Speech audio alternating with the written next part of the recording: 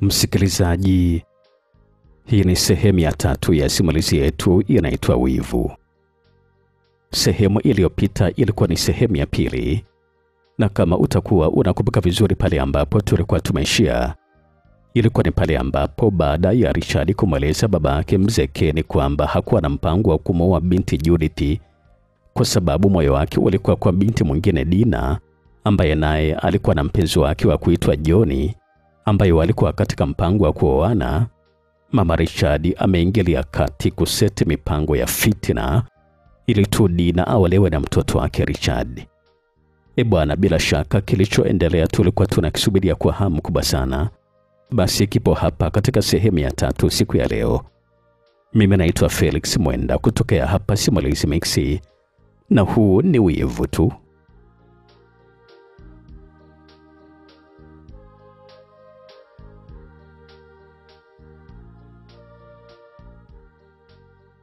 Mawasiliano kati ya Mama Richard pamoja na Mama Dina yaliendelea tu bila watoto wao kujua kwamba wazazi wao walikuwa wanawasiliana, huku mmoja alikuwa anajua njama ambayo alikuwa anaifanya dhidi ya mwenzake, na mwenzake akiwa hajui kabisa njama ambayo alikuwa anafanyiwa na mwenzake. Mara baada ya wiki moja kupita, zengwe la Mama Richard likawa tayari limekamilika, na walipofika usiku akampigia simu Mama Dina. Hello Mama Dina. Sasa mwambie Dina kesho asubuhi saa 4 kamili awe katika ofisi ya mzee Ken pale. Mama Richard alikuwa anazungumza pale kumwelekezea Mama Dina kwenye simu na kumwelekeza ilipo ofisi yenyewe, na anatakiwa kwenda yeye pamoja na vitu vyake vya shule. Akifika mapokezi tu aseme kwamba ameitwa na mzee Ken. Sawa, na kushukuru sana Mama Richard, na nitamweleza usiku huu ili kusudi aanze kutafuta vitu vyake. Mama Dina alikuwa anazungumza vile kwa sauti ya kunyenyekea kweli kweli. Basi sawa Mama Dina, ni kama tu ambavyo nimekueleza. Yeye akifika tu mwambie tu ajitambulisha kwa mzee Ken kwamba ni mtoto wa mzee Nzasa, na kila kitu kitakuwa sawa. Sawa dada, nitamweleza, na kusema kweli kabisa Mungu akubariki sana na kushukuru sana. Usijali kabisa Mama Dina, na kutakia usiku mwema. Asante sana Mama Richard, na wewe pia. Yesu akubariki sana Mama Richard. Kusema kweli kabisa na kushukuru sana. Alikuwa anazungumza pale Mama Dina kama vile alikuwa ameambiwa kwamba kesho anakwenda mbinguni vile. Maana kwa jinsi vile ambavyo alikuwa anamnyenyekea Mama Richard, ilikuwa ni zaidi ya balaa. Tukielekea upande wa pili kwa Bwana Richard mwenyewe. Richard muda huu alikuwa amesimama tu, mgongo wake ulikuwa umeelekezwa mlangoni, wakati ambapo alikuwa anazungumza na msichana mfanyakazi ambaye huyu alikuwa anafanya kazi katika idara ya mapokezi kwenye kampuni ya mzee Ken.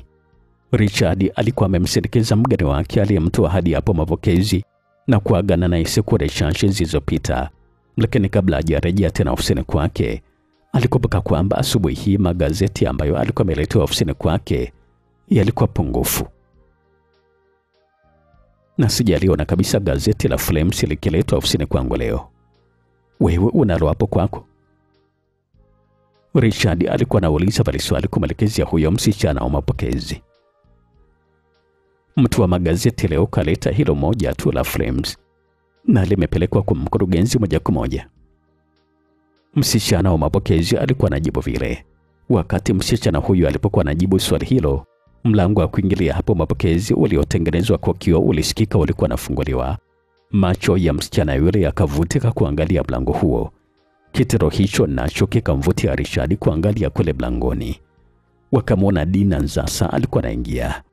Kitendo cha kuonana tu kati ya Dina pamoja na Richard kikawa kimewaletea mshtuko mkubwa sana watu wawili, na kuonyesha dhahiri kabisa kwamba hakuna mtu yoyote ambaye alikuwa anatarajia kukutana na mwenzia katika eneo hilo.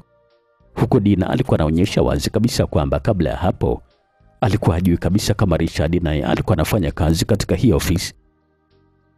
Tukio la kumwona Dina Nzasa akiwa anaingia lilimfanya Richard agande kwa sekunde chache, na huku alikuwa haamini kabisa macho yake kama huyu ambaye alikuwa anamtazama sasa kweli kabisa alikuwa ni Dina Nzasa. Akili yake kwa sekunde chache ilikuwa ni kama imepoza vile. Ilikuwa anashindwa kabisa kuanza kwa haraka. Richard akabaki alikuwa ameduaa tu, na huku alikuwa anamtazama Dina ambaye naye alikuwa anamtazama yeye. Ndipo sasa Richard akalikumbuka tukio ambalo liliufanya moyo wake uzidi kupata pigo. Alikuwa anaikumbuka vizuri kabisa kauli ambayo alitamkiwa na Dina Nzasa mara ya mwisho alipokutana nje ya duka ambalo lilikuwa linauzwa simu. Kauli ambayo ilikuwa na mtaarifu kwamba Dina Nzasa pamoja na John Silas walikuwa wanatarajia kufunga ndoa wakati wowote kuanzia sasa.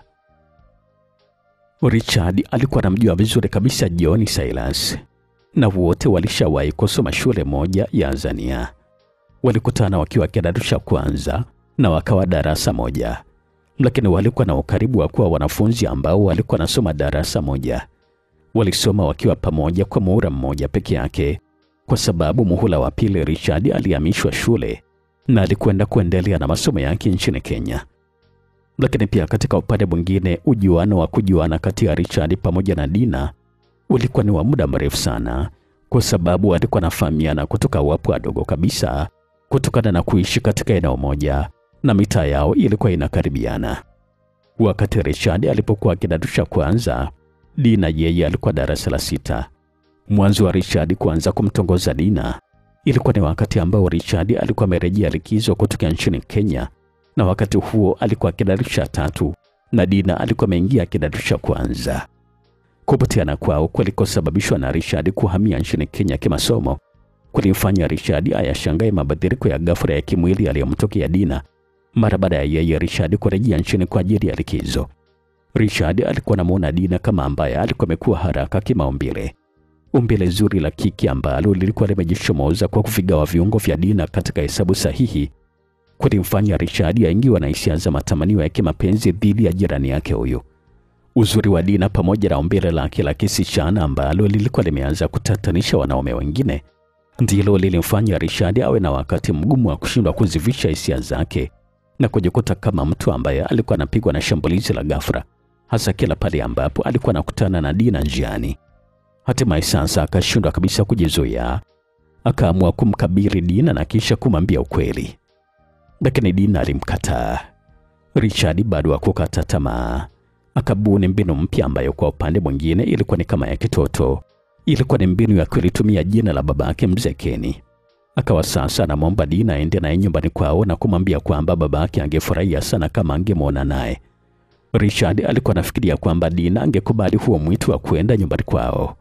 Ule ufahari wa kimaisha ambao babake alikuwa nao, ambao ulikuwa umeenea kila sehemu ya nyumba yao, alikuwa anaamini kabisa kwamba ungekuwa ni chachu kuu ya kumfanya Dina amkubali kiurahisi. Lakini hata hivyo Dina alilikataa kabisa karibisho hilo. Na sio kwamba Dina hakuwa anamjua kabisa babake na Richard na utajiri wake, hapana. Alikuwa anamjua vizuri kabisa mzee Keni kwamba ndiye babake mzazi na Richard, na utajiri wote wa mzee huyo ulikuwa unajulikana na kila mtu kila kona ya maeneo ambayo alikuwa anaishi. Hata hivyo sababu ambayo ilimfanya Dina Nzasa kumkataa kabisa Richard ilikuwa inatokana na Diana kujiona ndio kwanza alikuwa ameanza masomo ya sekondari na alikuwa amepania afike mbali kabisa kwa masomo. Kwa sasa hakuwa tayari kujiingiza katika mapenzi na mwanaume yoyote ule. Hatimaye Richard aliondoka na kwenda masomoni nchini Uingereza mara baada ya kufanikisha kupata chuo. Lakini aliondoka akijijua kwamba alikuwa na deni la kuja kuhitimisha dhamira yake ambayo alikuwa ameweka kwamba ni lazima siku moja aje kumpata Dina kimapenzi wakati atakaporejea likizo. Likizo yake ya kwanza kabisa ilipowadia, Richard akarejea nchini Tanzania akiwa na matumaini tele kabisa kwamba atampata Dina. Alirudi akiwa amebadilika tabia, na sasa alikuwa ni mtu wa kunata na kujisikia, na huku alikuwa anaonyesha kuhusudu uzungu kupitiliza. Katika siku za mwanzoni wa likizo yake, bwana Richard alikuwa nadhani ya kwamba kule kusoma kwake nchini Uingereza kungefanya Dina mpapatikia na angeweza kumpata kiurahisi. Lakini sasa Dina hakuwa hivyo kama ambavyo Richard alikuwa nadhania, kwa sababu aliendeleza msimamo wake ule ule kwamba Richard hawezi kabisa kuwa naye. Kengele ya hatari ikaanza kulia kichwani mwa Richard. Hapo sasa ndipo aligundua kwamba kumbe ujivuni ungemharibia mambo.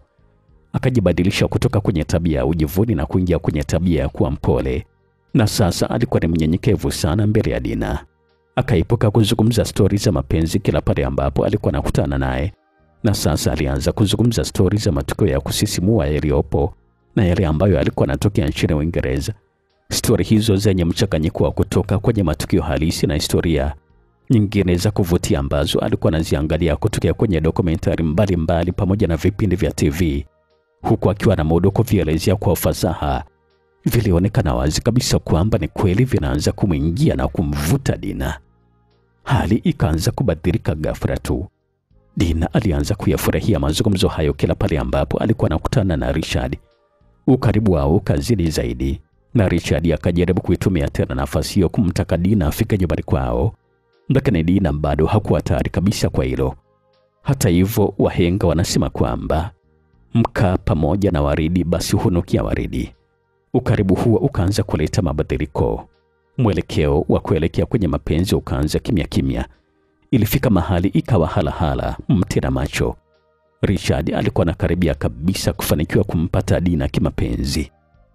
Tukio hilo lilianzia usiku mmoja wakiwa pamoja nje ya nyumba yake na Dina. Walikuwa peke yao kwenye eneo hilo ambalo walikuwa napenda kuonana na kuzungumza stori zao. Richard alizungumza neno ambalo lilimfurahisha sana Dina. Dina akajikuta alikuwa anacheka na kukiegemeza kichwa chake kwenye bega la Richard. Ghafla tu Richard akapata akili ya kujaribu bahati yake kwa mara nyingine tena. Akauzungusha mkono wake kwenye shingo ya Dina na kumkubatia. Akauinamia uso wa Dina na kuonyesha dhahiri kabisa kwamba alikuwa na lengo la kubusu mdomo wa Dina. Na Mungu si athumani. Siku hiyo Richard akajikuta alikuwa ananyonya na ulimi na Dina bila bishano la aina yoyote ile. Siku hiyo, msikilizaji, Richard hakuamini kabisa kama hicho kweli kabisa kitu kwa kimetokea. Hata usiku alivyokwenda kulala nyumbani kwake, usingizi ulikataa kabisa kuja mapema.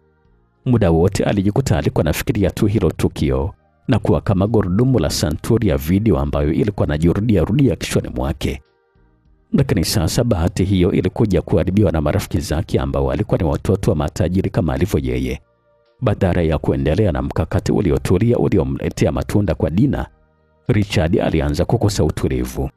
Marafiki zake walianza kumyombisha kwa kumfuata nyumbani kwao na kwenda naye kwenye madisko. Ikawa leo huko, kesho kule, mara kwenye fukwe za bahari, mara wako na wasichana hawa, kesho wale. Dina akazishtukia tabia za Richard za kubadilisha wasichana. Hata hivyo akaamua kutulia kimya bila kumlalamikia Richard jambo hilo. Aliamua kutomlalamikia Richard kwa sababu hakuwa na walazima huo. Ukaribu huo haukuwa na mzito kivyo mpaka aanze kumlalamikia. Hata kile kitendo cha faragha ambacho kilifanyika kati yao cha kunyonyana ulimi wao hakikuwa kimemuumiza kutokana na kuwa kilifanyika mara moja tu basi. Kuanzia hapo Dina hakukubali kabisa kurudia kile kitendo kila pale ambapo alikuwa pamoja. Akawa amembadilikia ghafla tu Richard. Dina alianza kumkwepa Richard kila Richard pale ambapo alikuwa naomba kuonana naye. Na hata wakati ambapo alikuwa akionana, Dina hakuwa tayari tena kukubali kusimama katika eneo lolote la faragha na Richard. Akawa anampatia picha ya wazi kabisa Richard kumonyesha kwamba sasa ule ukaribu ambao ulikuwa unahitajiwa kati yao haukuwa na umuhimu tena. Richard alianza kumlalamikia Dina kwamba alikuwa amebadilika ghafla. Hata hivyo Dina aliamua kutompa sababu ya kwa nini alikuwa amebadilika namna kama hiyo.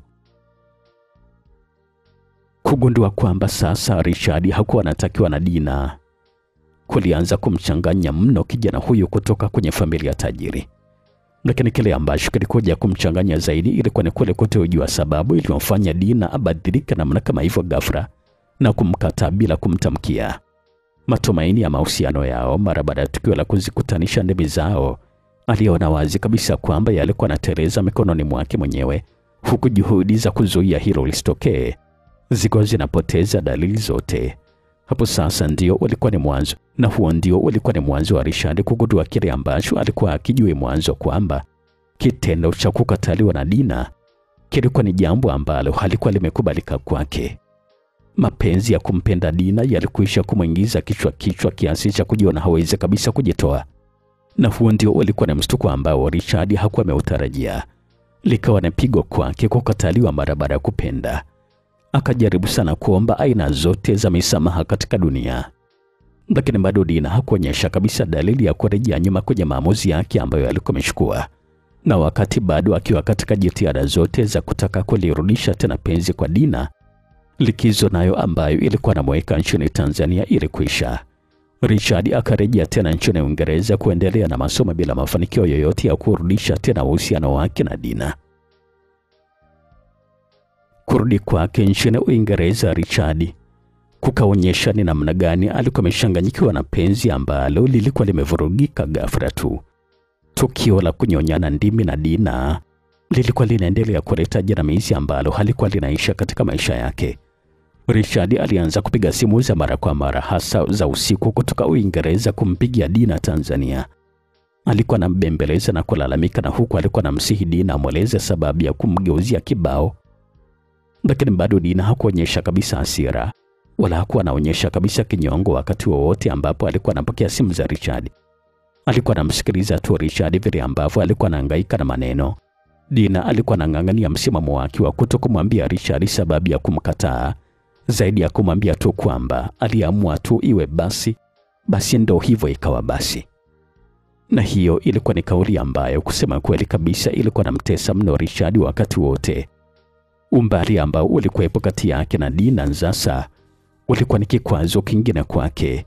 Akawa anatamani kurejea nchini Tanzania kwa sababu alikuwa anajua angalau kungemwezesha kuonana na Dina sasa na hata kuyaweka mambo yao sawa, na pengine fursa hiyo ingempatia nafasi ya kukijua kile ambacho kilimfanya Dina amkatae ghafla.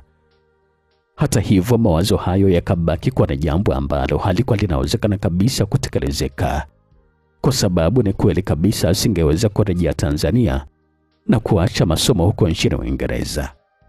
Mara baada ya kukiri kwamba asingeweza kurejea nchini Tanzania, ndipo sasa Richard alipojaribu kuicheza karata yake ya mwisho kwa kumwahidi Dina kwamba pindi atakapomaliza masomo yake nchini Uingereza na kurejea nyumbani Tanzania, basi jambo la kwanza kabisa ambalo angelifanya ilikuwa ni kumwoa. Lakini sasa karata hiyo na yenyewe Dina akaitolea nje. Richard akanyosha mikono yake kusalimu amri akiwa London kwamba ni kweli kabisa binti Dina alikuwa ameamua kumtupa nje. Mara baada ya Richard kukaa huko nchini Uingereza na kumaliza masomo yake ya chuo, akarejea nchini Tanzania, na huku akiwa na shahada yake. Sasa ujio wake wa kurejea mazima nchini haukumstua kabisa Dina, na Richard alikuwa analijua hilo vizuri tu. Ni kweli kabisa lilikuwa linamuumiza sana moyoni. Hata hivyo, akajaribu tena bahati yake ya kuonana kwa Dina na kumlia kiapo kwamba hadi ya kumwoa ambayo alikuwa ameahidi ilikuwa ni dhati kabisa ya moyo wake, na angekuwa tayari hata kwenda kujieleza kwa wazazi wake Dina kuhusu kusudio lake la kumwoa. Lakini bado bidada Dina sasa akapangua tena. Ndipo sasa Richard alipoanza kuanzisha mapenzi na Judith. Alianzisha mahusiano haya na Judith kwa sababu alikuwa anajua kabisa kwamba Judith pamoja na Dina walikuwa wanafahamiana vizuri tu. Wasichana hawa wawili walikuwa na historia iliyokuwa inafanana kidogo na ile ya Richard pamoja na John. Hao nao walishawahi kusoma shule moja kama tu ilivyokuwa kwa John pamoja na Richard, nao walishasoma shule moja ya Azania. Tofauti iliyokuwepo kati yao ilikuwa ni kwamba Judith pamoja na Dina wao walisoma pamoja kuanzia kidato cha kwanza mpaka cha 4 kabla ya kuachana, huku kila mtu akiwa anakwenda kumalizia masomo yake kidato cha 5 na cha 6 katika shule tofauti. Kwa fikra za Richard ambazo alikuwa nazo, alikuwa anafikiria kwamba urafiki ambao alikuwa ameanzisha kati yake na Judith labda ungeweza kumuumiza Dina sasa, na alikuwa anaamini kabisa kwamba ingekuwa ni sehemu ya kulipiza kisasi chake kwa yale ambayo Dina alikuwa anamfanyia. Na katika upande wake Judith, pamoja na kukubali kuwa rafiki wa kike wa Richard, yani mpenzi wake Richard, lakini yeye hakuwa anajua chochote ambacho kilikuwepo kati ya Richard pamoja na Dina. Hata hivyo, Dina alikuja kujua baadaye kwamba Richard alikuwa ameanzisha mahusiano ya kimapenzi na Judith. Ingawaje taarifa hizo hazikumuumiza sana, lakini kwa kiasi fulani zilimkera. Na kwa sababu lengo lilikuwa ni kumuumiza Dina, basi Richard alipokuja kujua kwamba Dina alikuwa na ujua uhusiano uliopo kati yake na Judith, kadhalika alijiona tayari alikuwa ni mshindi.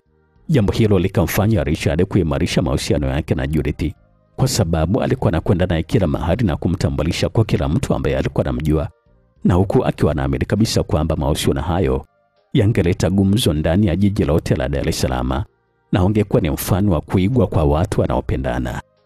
Na Richard sasa alikuwa na uhakika kwa 100% sifa hizo zikimfikia Dina, na alikuwa anaamini kwamba zingemchoma moyo na kumuumiza kama alivyoumizwa yeye na Dina. Maamuzi yake hayo ya kujenga mahusiano na Judith akategemea kwamba ingekuwa ni fimbo pekee ya kumchapia Dina ili kusudi ajutie nafasi aliyoichezea kuwa na Richard. Richard alianza kuamini kwamba ushindi ulikuwa na kwenda katika upande wake, hasa mara baada ya kubaini habari za mahusiano yake na Judith zilikuwa zipo katika kilele cha kuzungumzwa na watu tofauti tofauti, hasa wale wa daraja lao.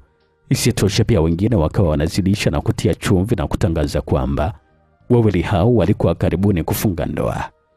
Richard akaridhika kwamba amemkomoa Dina Nzasa, lakini pia akafanikiwa kumwondoa Dina katika fikra zake, huku nafsi yake ilikuwa inaridhika kwamba sasa alikuwa ameweza kulipiza kisasi.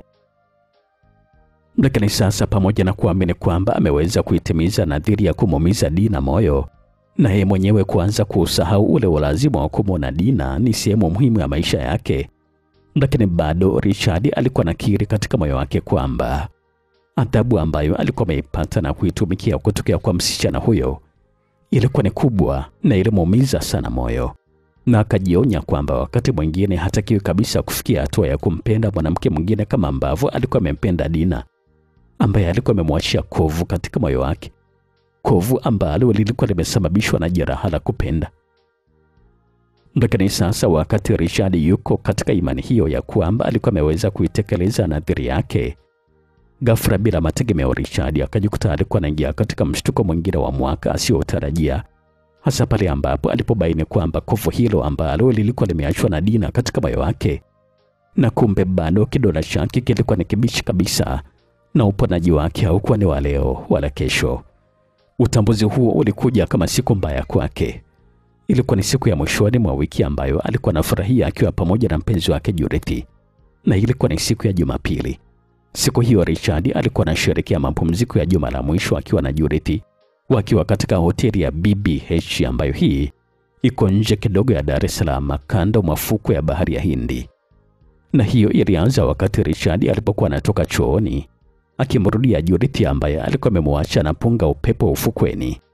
Choo ambacho alikuwa ametoka kukitumia bwana Richard kilikuwa karibu kabisa na bwawa la kuogelea, na alipokuwa anarudi aliamua kuitumia njia nyingine tofauti na ile ambayo alikuwa ametumia mwanzo kuendea chooni.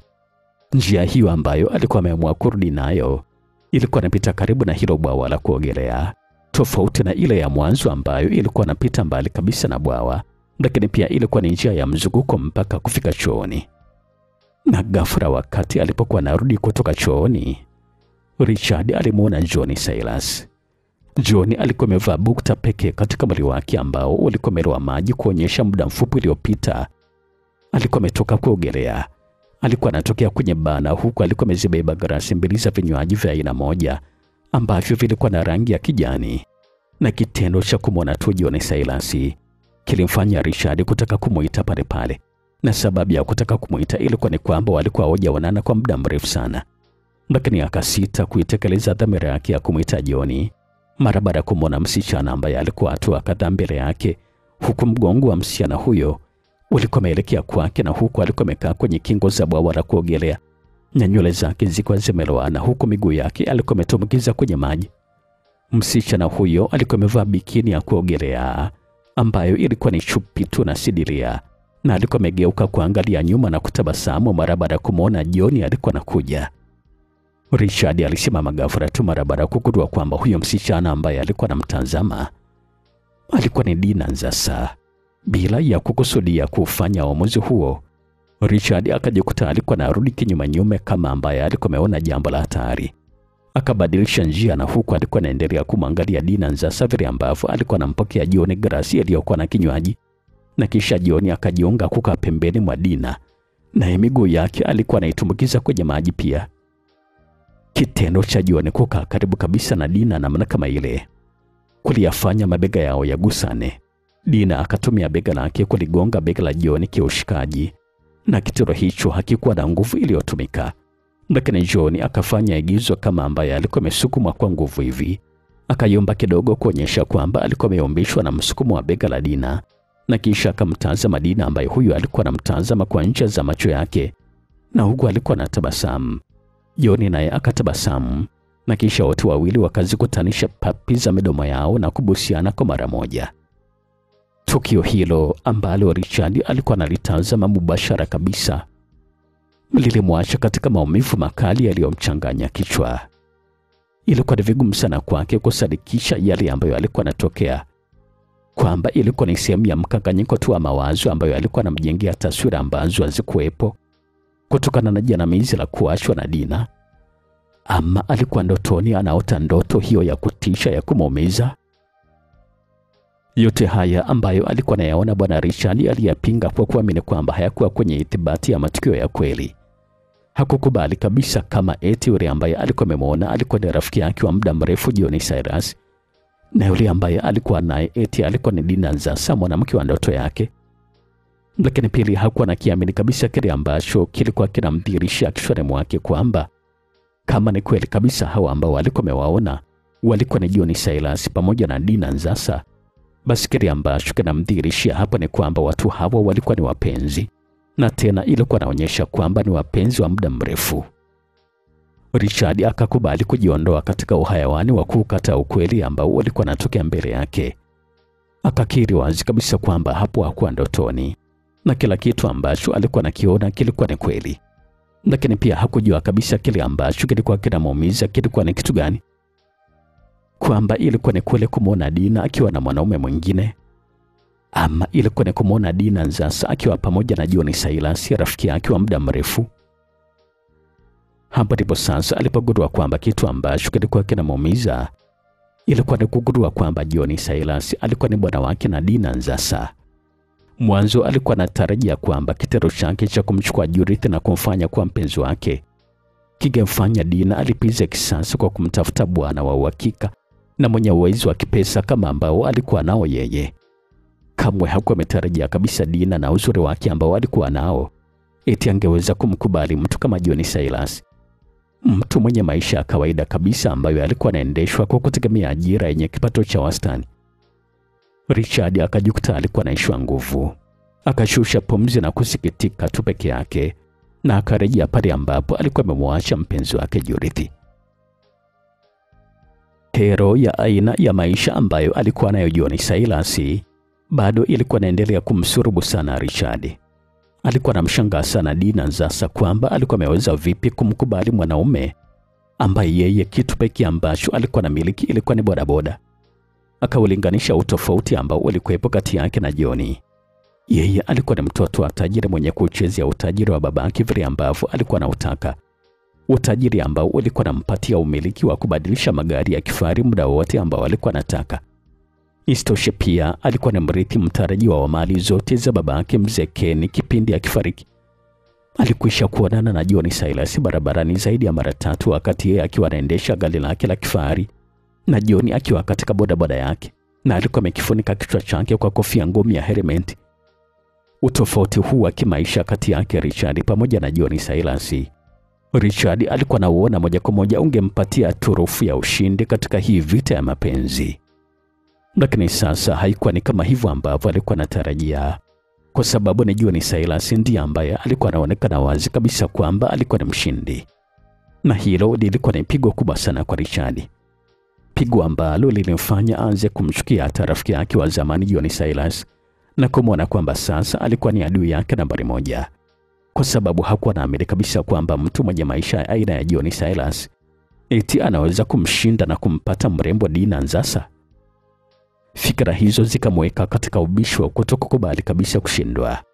Akaamini kwamba kama safari hii ataianzisha tena vita ya kumrudisha Dina katika mikono yake, angeweza kufanikiwa kwa asilimia zote 100. Alikuwa anahisi kwamba kulikuwa na dosari ndogo ambayo alikuwa ameifanya katika kumongoza Dina wakati mtafaruku wao ulipotokea. Lakini sasa hakujua kabisa hiyo dosari ilikuwa ni ipi, ila tu alikuwa anaamini kwamba ilikuwa ni dosari ndogo ambayo sasa anaweza kuisawazisha. Vinginevyo Dina Nzasa asingeweza kabisa kumwacha yeye ambaye alikuwa amezungukwa na utajiri na kisha akamfuata mtu kama Johnny Cyrus ambaye alikuwa anamuona kama mbabaishaji wa maisha tu. Tukio hilo la kumwona Johnny Cyrus akiwa pamoja na Dina Nzasa, Richard alilichukulia kama tusi na fedheha kubwa sana kwake. Lakini pia akalifanya kama vile ilikuwa ni changamoto kwake. Hakutaka kuamini kabisa mtu kama John Silas anaweza kuwa na ubavu wa kumnyang'anya msichana mrembo kama Dina Nzasa, na akajiapiza kwamba ni lazima arudi kwenye vita ya kumrudisha Dina katika mkono wake.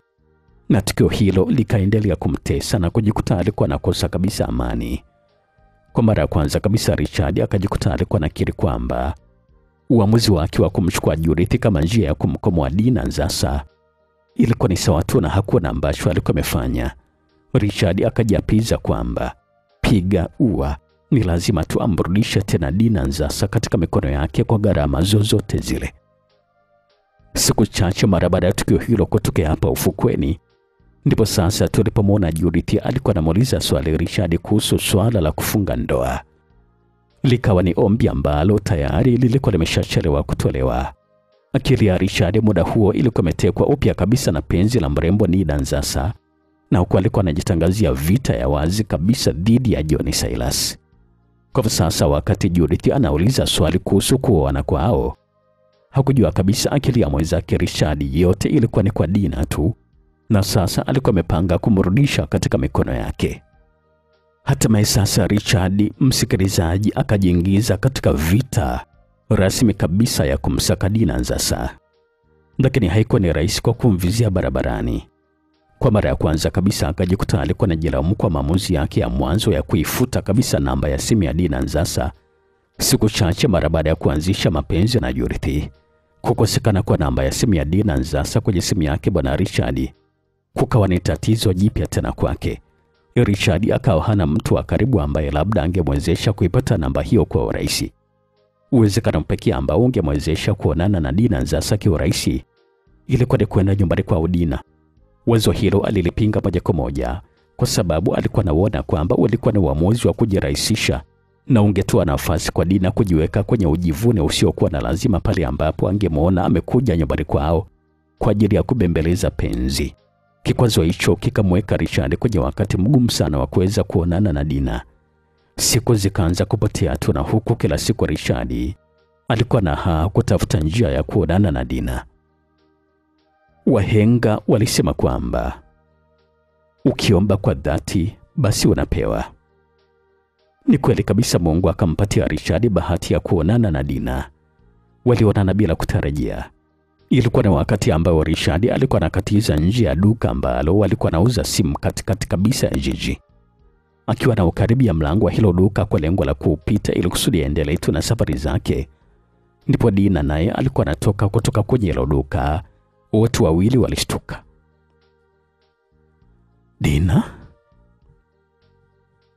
Richard alikuwa anaita bila kwa sauti ya uchangamfu ambao ulikuwa hauna nguvu sana.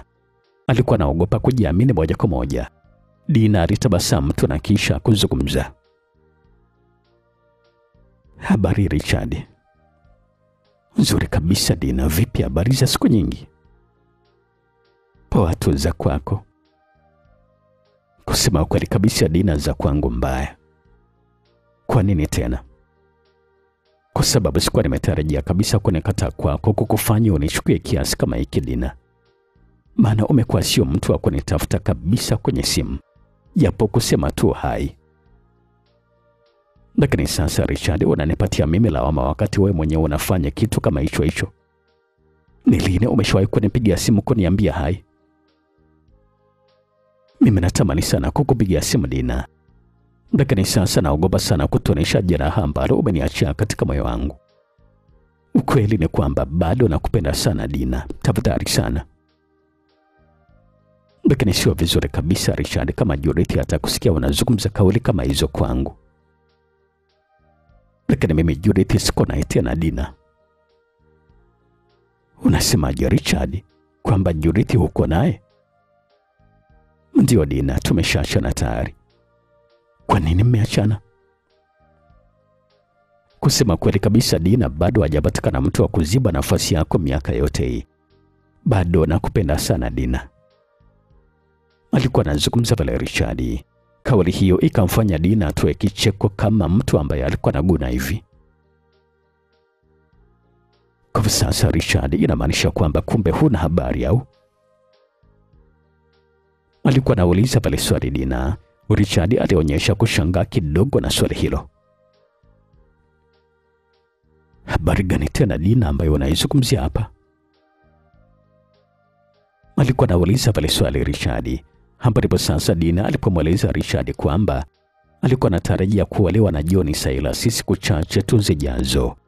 Taarifa hizo, kusema ukweli kabisa msikilizaji, zikawa zimemmaliza mazima kabisa kijana wetu Richard, akiwa bado hajapona kabisa majeraha ambayo alikuwa ametoneshwa upya kabisa katika moyo wake. Wiki mbili baadaye, Richard anashangaa kumwona Dina Nzasa alikuwa anawasili katika ofisi za kampuni ya baba yake, huku akiwa ajui kabisa ni kitu gani ambacho kimemleta hapa. Kusema kweli kabisa msikilizaji, hilo lilikuwa ni kama shambulizi la ghafla tu ambalo walikuwa wamefanyana. Watu wawili, yani Dina Nzasa pamoja na Richard, walitumia sekunde karibia 15 kushangaana, na huku walikuwa wanatazamana bila mtu yoyote kati yao kuzungumza neno. Dada, karibu. Dada wa mapokezi alikuwa anazungumza pale, huku alikuwa anamtazama Dina, na wakati huo huo alikuwa anaiba kumtazama Richard ambaye bado alikuwa amedoa akimtazama tu Dina. Asante. Alikuwa anazungumza pale Dina na kuonyesha kuondoka kwenye mshangao ambao walikuwa wamempata. Nafikiri kwamba atakuwa ni mgeni wangu. Alikuwa anazungumza pale Richard akimwelekezea msichana wa mapokezi kabla huyo msichana kuanza kumhoji Dina. Dina, karibu. Mimi nimekuja kumwona mzee Ken. Alikuwa anazungumza pale Dina na huku alikuwa anamtazama Richard. Richard akaonyesha kidogo kupigwa na butwa. Karibu Dina, mzee yupo. Anajua kwamba utakuja ama? Alikuwa anauliza pale swali Richard kabla hata dada wa mapokezi hajazungumza lolote. Ndio, anajua kama nitakuja. Sawa basi, tuende nikupeleka ofisini kwake mara moja. Alikuwa anazungumza pale Richard na kuweka mkono wake mgongoni kwa Dina na kuondoka naye. Walifika ofisini kwa sekretari, na Richard alimtambulisha Dina kwamba alikuwa ni mgeni wa mzee Ken, na kisha akamwongoza Dina mpaka mlangoni kwa ofisi ya mzee Ken. Aliugonga mlango na kisha kufungua. Richard akamwingiza Dina, na huku alikuwa anazungumza na kumtazama babake. Mgeni wako huyo baba. Alikuwa anazungumza pale Richard na kisha alitoka na kufunga kabisa mlango. Mazungumzo kati ya mzee Ken pamoja na Dina Nzasa yalichukua takriban dakika kama 15 mpaka 20 hivi. Dina alifahamishwa kazi ambayo angeajiriwa na alikubali kuifanya kazi hiyo. Na nitakuwa nakulipa mshahara wa shilingi 8,500 kila mwezi, ukiwa chini ya uangalizi wa miezi 3. Na utakapofikisha miezi 6 ya kufanya kazi yako, basi hapo nitakupandisha mshahara wako na utafika shilingi bilioni 1 na shilingi 75,000 kwa mwezi. Alikuwa anazungumza pale mzee Ken. Kusema kweli kabisa, binti Dina hakuamini kabisa kile ambacho alikuwa anasikia hapa msikilizaji. Alikuwa anahisi labda kulikuwa na makosa kwenye matamshi ya mzee Ken. Hizo pesa ambazo alikuwa anataja hazikuwa sahihi, na akatamani kumwambia mzee huyu arudie tena kauli yake, lakini hakuwa anaweza kuzungumza hivyo. Upo tayari kwa ajili ya huo mshahara, Dina? Mzee Ken alikuwa anauliza pale swali, na huku akili yake ilikuwa inacheza na akili ya Dina na kugundua kwamba binti huyo tayari alikuwa amemeza ndoano. Ndio, niko tayari, alikuwa anajibu pale Dina kwa sauti hafifu ambayo ilibaki kidogo ikatai kutokana na kutoamini kile ambacho alikuwa amesikia. Bahati ambayo ilikuwa imemwangukia kuajiriwa kwa kulipa mshahara mkubwa namna kama hii, bado alikuwa haamini kabisa kama ilikuwa ni kweli. Basi sawa, subiri mara moja hapo nje. Mzee Ken alikuwa anazungumza vile. Na ukitoka naomba nitie mara moja huyo mama hapo. Alikuwa anazungumza pale tena mzee Ken. Dina alisimama kwa nidhamu kabla hajaondoka na hatua zake. Dina alikuwa anatembea kwa uoga mkubwa sana, na miguu yake alikuwa anahisi kama vile ilikuwa inatetemeka, na kutembea kwa tahadhari kama vile alikuwa ameonywa kwamba sakafu ya ndani ingevunjika mara moja kama tu angekanyaga kwa nguvu. Alitoka na kisha kupeleka maagizo aliyokuwa ametumwa na kumpelekea huyo katibu muhtasari maarufu kama sekretari. Mara baada ya katibu muhtasari kuingia ofisini kwa mzee Keni ambako alikuwa ameitwa sasa, ikamchukua muda mfupi kutoka. Alipotoka alimchukua Dina Nzasa mpaka kwenye ofisi ambayo ilikuwa jirani na ilipo ofisi ya Richard. Huku alimkuta kijana ambaye alikuwa anaonekana kwamba alikuwa na umri wa takriban miaka 30, ambaye alikuwa anaitwa Mohamed Hussein, lakini alikuwa anaitwa kwa jina la mkato la Mohsen. Mohsen, sekretari alikuwa anaita vile kumwelekezea huyo kijana. Sasa huyo binti hapa ni mfanyakazi wetu mpya, anaitwa Dina Nzasa. Utamfundisha kazi ambazo nafanya wewe ili kusudi awe anakusaidia na muwe pamoja, sawa? Alikuwa anazungumza vile huyo sekretari, na mara baada ya kuzungumza hivyo akamgeukia Dina na kuzungumza tena. Dina, huyu hapa anaitwa Mohamed Hussein na wengi tunapenda kumuita Mohsen. Utakuwa naye pamoja na atakufundisha kazi zote ambazo unatakiwa kuzijua, sawa? Alikuwa anazungumza pale sekretari na kisha kumgeukia tena Mohsen. Sasa Mohsen, utamwonyesha Dina bosi wetu ni nani, sawa? Alikuwa anazungumza pale tena huyo sekretari. Mara baada ya kumtambulisha Dina kwa Mohsen, sekretari aliondoka na kwenda ofisini kwa Richard ambako alimhabarisha Richard kuhusu ujio wa Dina. Siku hiyo hiyo Dina Nzasa alianza kazi rasmi kabisa katika ofisi ya babake mzazi na Richard. Na sisi tunajua vizuri kabisa kwamba mitego yote mtegaji alikuwa ni mamake na Richard. Dina yeye hakuwa na chochote ambacho alikuwa anajua. Hata Richard pia hakuwa na chochote ambacho alikuwa anajua, kwamba mamake mzazi ndio alikuwa ni kiungo mchezeshaji ili kusudi yeye apate kufunga mabao. Tukielekea tena upande wa pili, msikilizaji, tuje sasa kwa kijana John Silas mwenyewe ambaye sisi tunajua kwamba yuko katika mapenzi mazito sana na Dina Nzasa, na mpango wa kuoana ulikuwa njiani kufanikiwa. Unasemaje? Alikuwa anang'aka vile John, na huku alikuwa amepigwa na butu wa usoni mwake kuonyesha kutoamini kile ambacho alikuwa amesikia kutokea kwa Dina. Akazunguka chumbani kwake kama mnyama mkali ambaye alikuwa amejeruhiwa. Akiwa ameshikilia kiuno chake, John alimtazama Dina huku uso wake ulikuwa unaonekana wazi kabisa kama alikuwa ametatizwa na jambo. Akacheka kicheko ambacho kilikuwa kinaonyesha kwamba kilikuwa kinamuumiza. Na usiniambie kabisa kwamba barua ulipeleka leo na kazi ukaanza leo pia. Alikuwa anauliza pale swali bwana John. Akatulia kidogo na kisha kuendelea kuzungumza. Lakini pia istoshe umeahidiwa kulipwa mshahara wa shilingi 8,500. Na mara baada ya miezi 6 kupita utaongezewa mshahara mpaka kufika 1,70,000. Hivi Dina, huone kwamba hapo kuna sintofahamu katikati yake? Hujiulize maswali kwamba inakuwaje huna ujuzi wowote ule wewe, lakini bado utalipwa shilingi 8,500 kama mshahara wako wa kuanzia tu? Pesa hizo zote za nini wakati huna utaalamu wowote kwenye kazi hiyo Dina? Halafu jambo la ajabu hapa ni kwamba eti umetakiwa kuripoti kazi zako kwa Richard. Kusema kweli kabisa, huu ni mzaha kabisa Dina.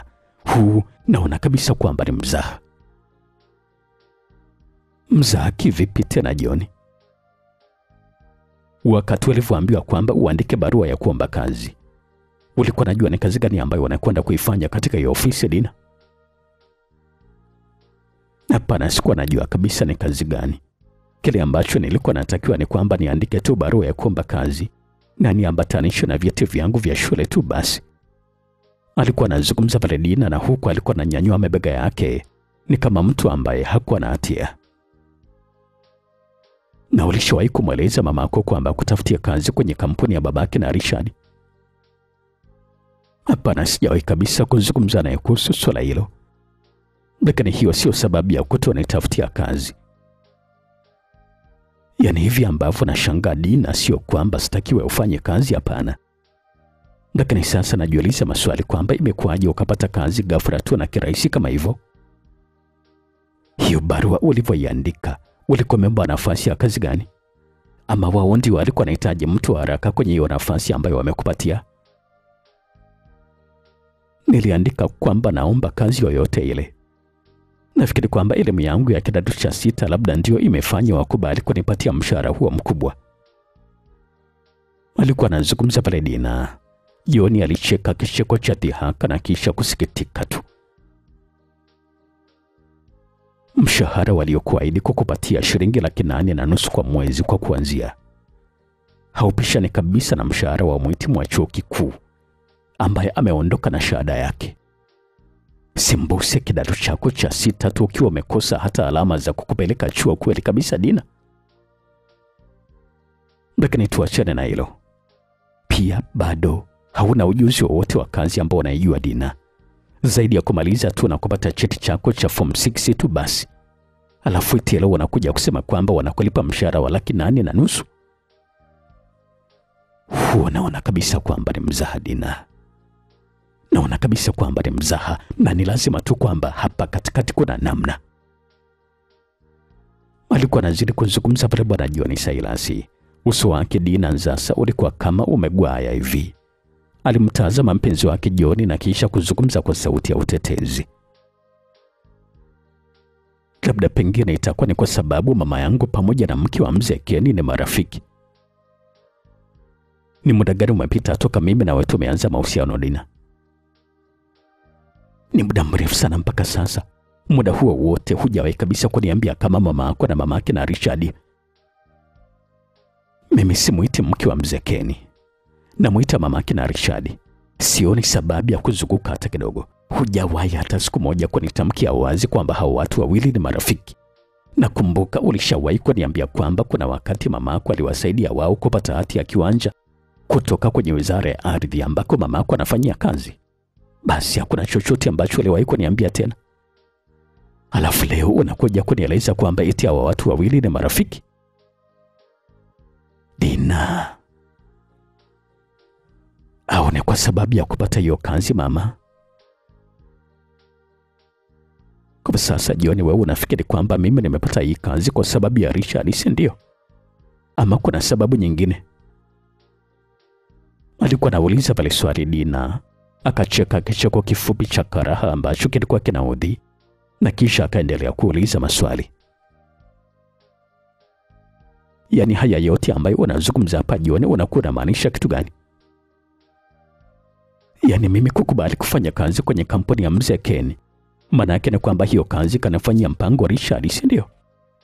Ama kufanya kazi chini yake ndio inamaanisha kwamba mimi nitakuwa demu wake? Nakijua kile ambacho nawaza Dina. Nakijua vizuri kabisa kile ambacho nawaza, na wanahisi kabisa kwamba mimi nalia kwa sababu ya wivu. Lakini kweli kabisa uache ionekane hivyo tu. Alikuwa anazungumza pale John na kisha alisita. Alicheka kicheko kidogo ambacho kilikuwa kinaonyesha kumuumiza ndani kwa ndani. Akatulia kimya kidogo na kisha kuendelea kuzungumza. Nisingependa kuzungumza zaidi Dina. Nasema kwamba nisingependa kuzungumza zaidi, lakini nakueleza ukweli kabisa kwamba mimi siridhiki kabisa na wewe kuendelea kufanya kazi pale. Nakueleza ukweli kabisa. Kwa sasa inamaanisha kwamba huniamini, si ndio? Inamaanisha kwamba huniamini John, na umeshakwisha niona kwamba nakusaliti mimi, si ndio? Alikuwa anauliza pale maswali Dina kwa sauti ya kulalamika, na ilikuwa ni sauti ambayo ilikuwa inaonyesha lawama ndani yake. Mimi najua vizuri kabisa kwamba wewe umepelekwa pale kama chambo tu Dina. Nakwambia ukweli kabisa Dina. Kwa sasa unamaanisha kwamba mamangu mzazi pia atakuwa ameshiriki katika njama za kuniuza? Sina maana hiyo. Sasa unamaanisha kitu gani kusema kwamba mimi nimepelekwa pale kama chambo tu John, na wakati na mamangu mzazi ndiye amenifanyia mpango wa hii kazi pale kwenye kampuni yake na Richard? Tuachane kwanza na hayo Dina. Fanya na kusindikiza nyumbani. Alikuwa anazungumza pale bwana John, na huku alikuwa anaonyesha wazi kabisa kwamba alikuwa anakata tamaa.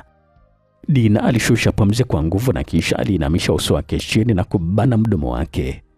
Akazama kwenye tafakuri kubwa.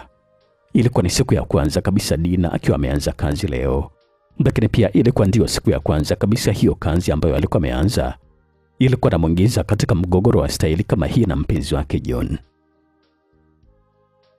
Ajira hiyo ya Dina ilimkosesha kabisa amani bwana John Silas. Na taarifa ambazo alipewa na Dina kwamba alikuwa ameanza kazi kwenye kampuni ya mzee Kenny, na kazi hiyo akiwa anaifanya chini ya usimamizi wa Richard, hali kadhalika na kiwango cha mshahara ambacho alikuwa ameahidiwa kupewa, ulikamilisha majawabu ya kwamba lazima tuko na zengwe ambalo lilikuwa limesukwa dhidi ya Dina. John alikuwa anajua vizuri kabisa kwamba Richard pamoja na Dina walishawahi kuwa katika mahusiano ya kimapenzi kabla baadaye kufarakana, lakini pia alikuwa anazijua vizuri kabisa juhudi ambazo Richard alikuwa anafanya kumwomba Dina warudishe mahusiano yao ya kimapenzi kama mwanzo, lakini mara zote Dina alikuwa anakataa.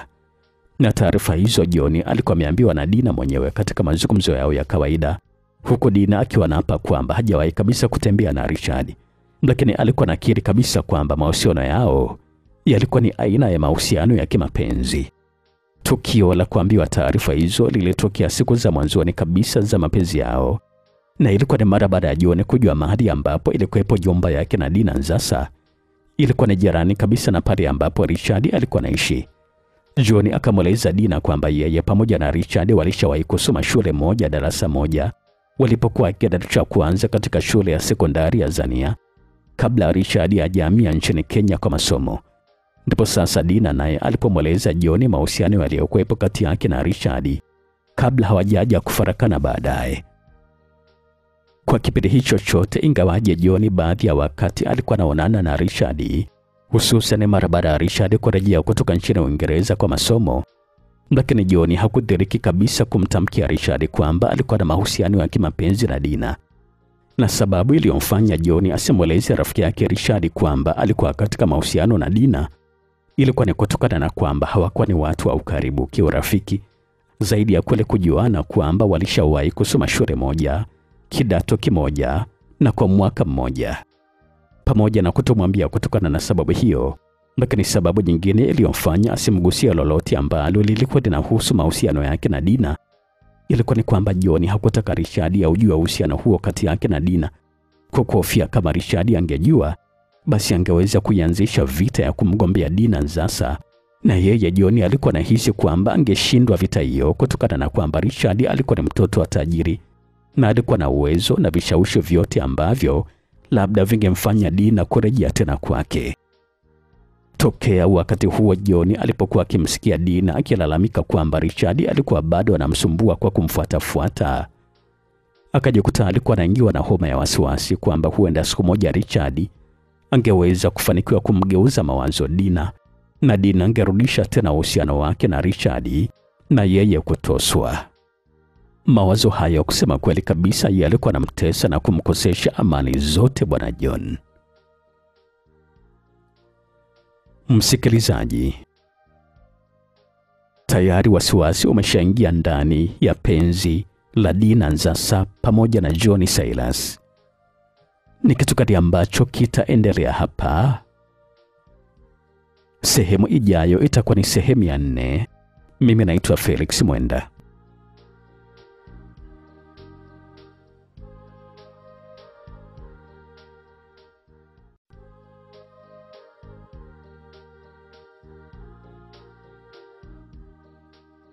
Msikilizaji, tunazidi kusonga mbele na sehemu hii ya 4 siku ya leo ya simulizi yetu nzuri tu inaitwa Wivu. Sehemu iliyopita, kama utakuwa unakumbuka vizuri, pale ambapo tulikuwa tumeshia, ilikuwa ni pale ambapo ikiwa ni siku ya kwanza tu kazini siku ya leo, tayari Dina Nzasa alikuwa amekuja kumtaarifu mpenzi wake John Silas kwamba alikuwa amepata kazi katika kampuni ya mzee Ken, yani baba yake na Richard. Wasiwasi wake bwana John ilikuwa ni kwamba inawezekana hiyo kazi imepatikana kwa mpango maalumu wa kuwaunganisha Dina pamoja na Richard, kitu ambacho Dina pamoja na Richard mwenyewe hawakuwa wanajua.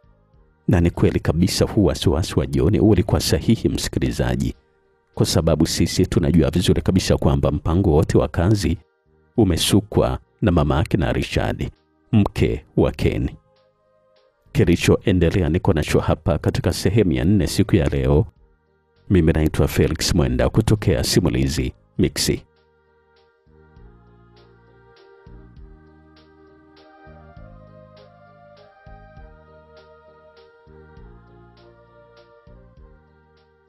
Tokea wakati huo John alipokuwa anamsikia Dina akilalamika kwamba Richard bado alikuwa anamsumbua kwa kumfuata, alijikuta alikuwa anaingiwa na homa ya wasiwasi kwamba huenda siku moja Richard angeweza kufanikiwa kumgeuza mawazo Dina na Dina angerudisha tena mahusiano yake na Richard na yeye John kutoswa. Mawazo hayo kusema kweli kabisa, msikilizaji, alikuwa anamtesa na kumkosesha amani kabisa bwana John. Faraja pekee ambayo alikuwa anaipata, ambayo hakuiwekea 100%, ilikuwa ni kweli kupewa moyo na Dina kwamba aondoe wasiwasi, huko Dina akimhakikishia kwamba kamwe asingeweza kurudisha mahusiano yake na Richard hata kama ingetokea wakiachana na yeye John. Na huo ulikuwa ni upande mmoja wa faraja. Lakini upande wa pili wa faraja ambayo John alikuwa anaipata ilikuwa ni kweli kusoma kwa Richard Uingereza. Akawa anajaribu kuitumia hiyo nafasi ya kutokuwepo kwa Richard nchini Tanzania kuimarisha zaidi mahusiano yake ya kimapenzi na Dina. Alikuwa anahisi wazi kabisa kwamba alikuwa amefanikiwa kulitimiza hilo, lakini wakati akiwa anafikiria hilo, siku chache baadaye alipata habari kwamba Richard alikuwa amerejea nchini Tanzania, na tena alikuwa amerejea moja kwa moja mara baada ya kumaliza masomo yake huko London. Habari hizo kusema kweli kabisa zilimsumbua sana John kwa sababu ya kumpenda sana Dina. Usumbufu huo ukamfanya ajikuta alikuwa anafanya mambo ya kibwegi ambayo labda yalikuwa ametawaliwa na wivu tu. Akaanza kuzifuatilia nyendo za Dina kwa siri, kuchunguza kama angeziona dalili za hawa watu wawili kurudisha mapenzi yao. Lakini kabla ya matokeo ya upelelezi wake hayajampatia picha yote, ndipo sasa alipokuja kupata faraja mara baada ya kusikia Richard alikuwa ameanzisha mahusiano na Judith. Unjema wa taarifa hizo ulikuja pale ambapo Dina alipomhabarisha kwamba msichana ambaye Richard alikuwa ameingia katika mahusiano naye alikuwa ni msichana ambaye alikuwa amesoma naye pamoja sekondari, na walikuwa wanafahamiana vizuri kabisa. Ingawaji hawakuwa na warafiki wa karibu sana, lakini walikuwa na aina fulani ya urafiki. Tukio hilo likampatia John imani kubwa kabisa kwamba isingekuwa rahisi kwa Dina kumkubali tena Richard, wakati anajua kabisa kwamba Richard ana mahusiano ya kimapenzi na Judith ambaye alisoma naye shule moja kwa miaka 4, na huku wakiwa na warafiki fulani. Hatimaye sasa baada John akaja kuzisikia habari ambazo zilikuwa zimeenea za kwamba Richard pamoja na Judith walikuwa wanataka kuoana. Taarifa hizo zikamchanganya sana akili kutokana na furaha ambayo alikuwa ameipata, na hiyo ilimhakikisha kwamba ndoa hiyo kati ya Richard pamoja na Judy itasababisha kutokuwepo tena kwa uwezekano wa Richard na Dina kurudiana. Furaha yake hiyo ikamlazimisha na yeye ajibu mapigo kwa haraka kama jibu la kumfurahisha Dina. Ndipo sasa alipoamua kupeleka posa kwa wazazi wa Dina, na alikuwa anaamini kabisa kwamba hilo lilikuwa ni jibu kwa Dina asije akajisikia unyonge atakapomwona mwenzake Judith anaolewa. Lakini sasa siku chache mara baada ya kujibiwa posa yake kwamba ilikuwa imekubaliwa, John akapewa taarifa na Dina kwamba mahusiano kati ya Richard pamoja na Judith yalikuwa yamefika mwisho. Kusema kweli kabisa, hizo zilikuwa ni taarifa ambazo kidogo zilimstua John, lakini hazikumweka roho juu, hasa kutokana na kule kukubaliwa posa yake. Akaamini kabisa kwamba ndoa ambayo ataifunga yeye pamoja na Dina itamfanya ammiliki huyo msichana mazima ambaye kusema kweli kabisa alikuwa anampenda kuliko kitu chochote katika dunia. Hata hivyo, faraja hiyo haikudumu sana. Kabla ya ndoa yake kufanyika, mashaka mapya yakapandikizwa katika moyo wake, na hiyo ilikuwa ni mara baada ya Dina kumfahamisha kwamba alikuwa amepata ajira katika kampuni ya babake na Richard.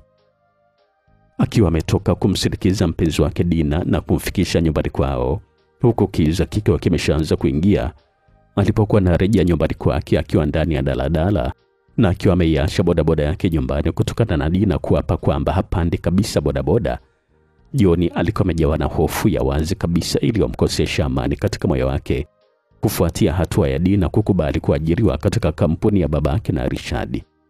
Na kusema kweli kabisa, hizo zilikuwa ni habari ambazo zilikuwa zimemjia kama shambulizi la ghafla ambalo hakujiandaa nalo kabisa.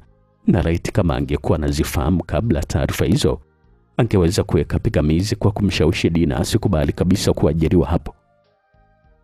John alikuwa anaamini kabisa kwamba Richard alikuwa amepania kutaka kumrudisha Dina katika himaya yake ya mapenzi, na hiyo ni mara baada ya harusi yake na Judith kuvunjika, na akawa nadhani kwamba Richard alikuwa ameamua kufanya hivyo makusudi kabisa, ikiwa ni kama lengo la kumlipizia kisasi Judith. John akakiri wazi kabisa kwamba kama Richard atafanikiwa kurudisha uhusiano wake na Dina, basi kitendo hicho kitakuwa kinatishia ndoa yake isifanyike. Hakuwa na uhakika na mbinu za namna gani ambazo zilikuwa zimetumiwa na Richard mpaka kufanikiwa Dina ajiriwe katika kampuni ya baba yake, lakini kile ambacho alikuwa naamini ilikuwa ni kwamba labda Richard alimtumia mama yake mzazi kwenda kumwambia mama yake na Dina kwamba kulikuwa na nafasi ya kazi ambayo ilikuwa namfaa, ama labda Richard mwenyewe alimkabili mama yake na Dina na kumweleza kwamba kulikuwa na kazi ambayo alikuwa anahitaji kumwajiri Dina, huku akiwa anajua kabisa kwamba mama yake na Dina asingeweza kuikataa hiyo bahati kutokana na binti yake kutokuwa na ajira. Mzunguko wa ajira hiyo ulivyopatikana bado ulikuwa unaendelea kumtia mashaka makubwa sana John, hasa mara baada ya kufikiria kiwango cha mshahara ambacho atalipwa Dina. Kilikuwa ni kiwango ambacho kilikuwa kinaonyesha wazi kabisa kulikuwa na mazingira ambayo alikuwa naamini ana ushawishi wa kumshawishi Dina aikubali ajira hiyo, na kisha aione familia hii ya mzee Ken kwamba ni watu wa karimu. Alizikumbuka vizuri kabisa tuhuma ambazo alishawahi kuzisikia kwamba Richard huwa anadekezwa mno na wazazi wake. John akajikuta alikuwa anazipatia nguvu hizo tuhuma kwa kuihusisha hiyo familia na kujiingiza kikamilifu kwenye kuitengeneza njama ya kumsaidia Richard ili kusudi afanikiwe kumpata Dina Nzasa. John alikuwa anahisi kabisa kwamba Richard atakuwa amewaambia wazazi wake jinsi vile ambavyo anamhitaji Dina, na huenda babake mzazi mzee Ken alimpatia hakikisho la kumsaidia kuliondoa hilo tatizo kwa kukubali kumpatia ajira Dina kwenye kampuni hiyo. Vinginevyo mzee huyo asingekuwa tayari kabisa kumwajiri Dina na kupoteza pesa nyingi kumlipa mshahara mkubwa wa namna kama hiyo. John hakuwa na kabisa mantiki nyingine yoyote iliyotumika kumfanya Dina alipwe mshahara mkubwa kama huo, wakati alikuwa ni mbumbumbo tu ambaye hakuwa na ujuzi wowote wa kazi ambayo alikuwa anaijua. Alikuwa naamini kabisa kwamba hakuwa na mwajiri yoyote duniani ambaye anaweza kumwaga pesa nyingi kwa ajili ya kulipa mshahara mkubwa bila uwepo wa faida yoyote.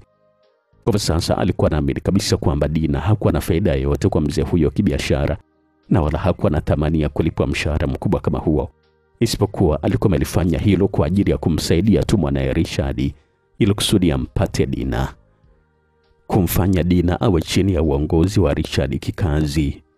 John alikuwa naamini kabisa kwamba hiyo ilikuwa ni sehemu ya mkakati ambao utaimarisha kurudisha mahusiano yaliyopotea kati ya Richard Korogwe pamoja na Dina Nzasa.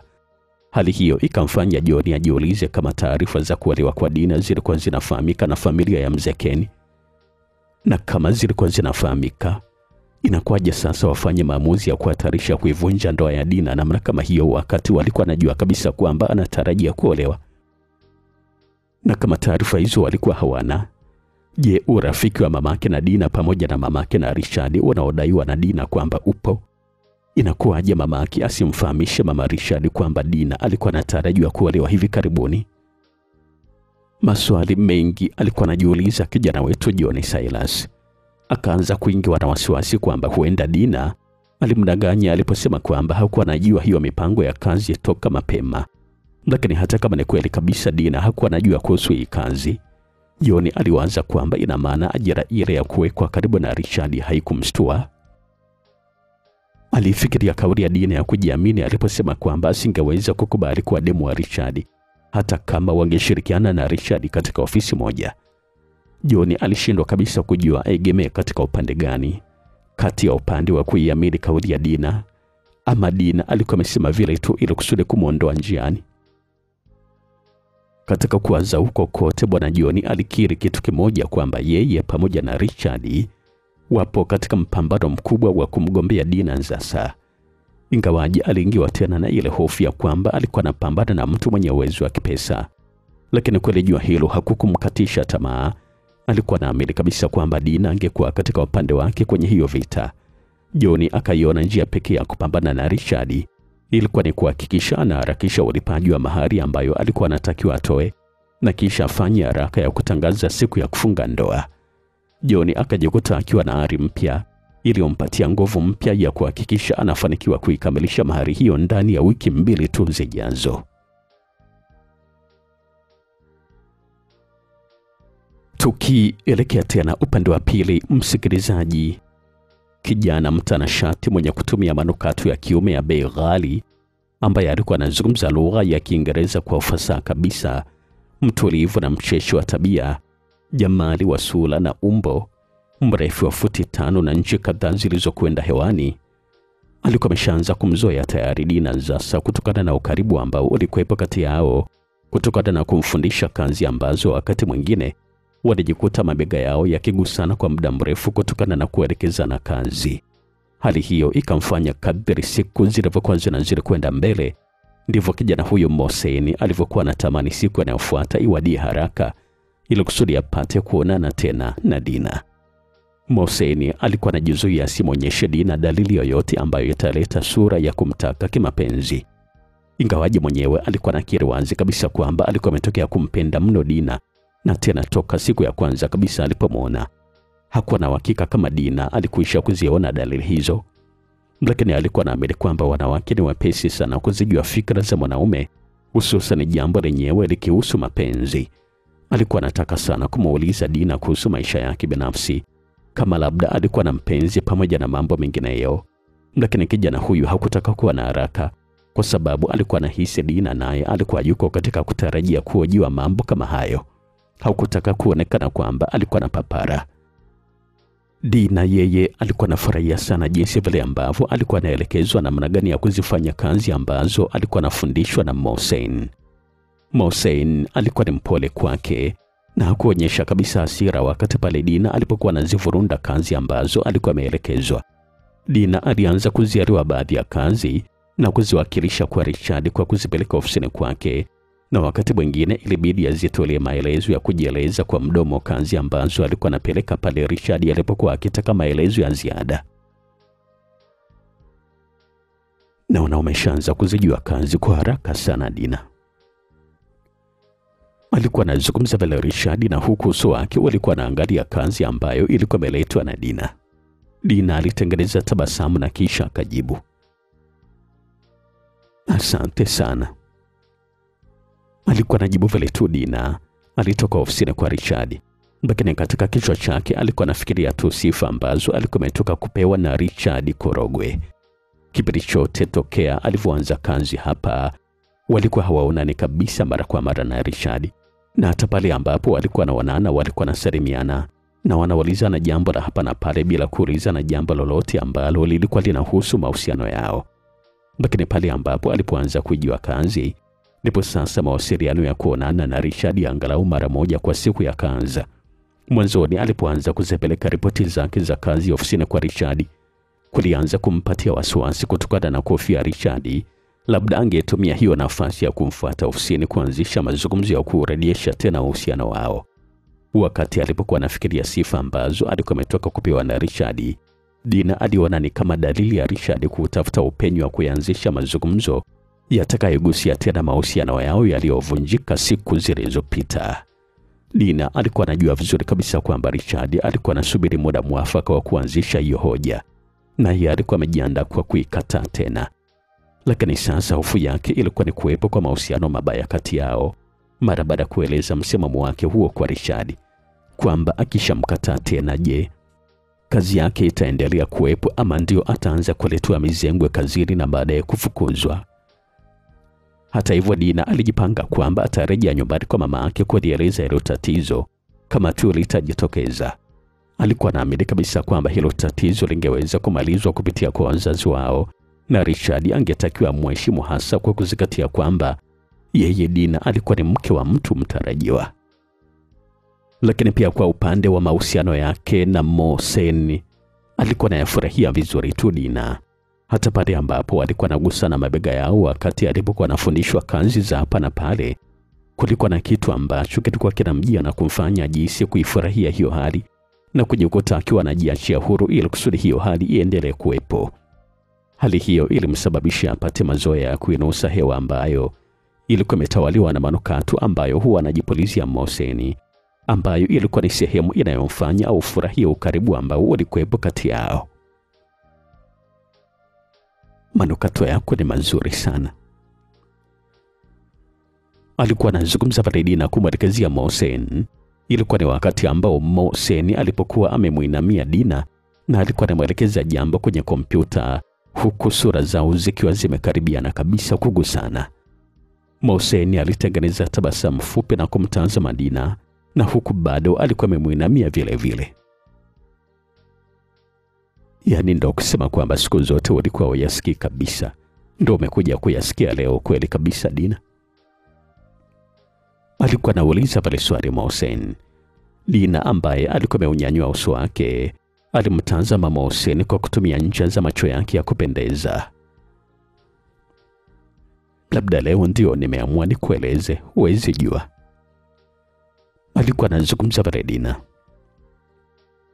Sawa, nashukuru, alikuwa anajibu vile Mohsen, na sura zao zikagusana, lakini hakuna mtu yoyote kati yao aliyefanya juhudi ya kuondoa uso wake kwa mwenzie. Richard aliingia ghafla katika ofisi yao na akawakuta katika hali kama hiyo ya kugusana nyuso. Mohsen pamoja na Dina walishtuka kwa pamoja. Mohsen akasimama wima kuondoa ukaribu ambao ulikuwepo kati yake na Dina, na Dina naye akajiweka sawa kwenye kiti ambacho alikuwa amekalia. Richard alizuga kama vile hakuwa ametilia maanani jambo hilo, lakini Dina akawa ni mwepesi kutambua kwamba Richard alikuwa ameumizwa mno na muonekano ambao alikuwa ameukuta kwao. Vipi jamani? Alikuwa anauliza pale swali Richard Korogwe kama kujiondoa hiyo hali ya sintofahamu ambayo alikuwa ameikuta katika ofisi hii. Kuna kazi hapa nilikuwa namwelekeza Dina kwenye kompyuta bosi.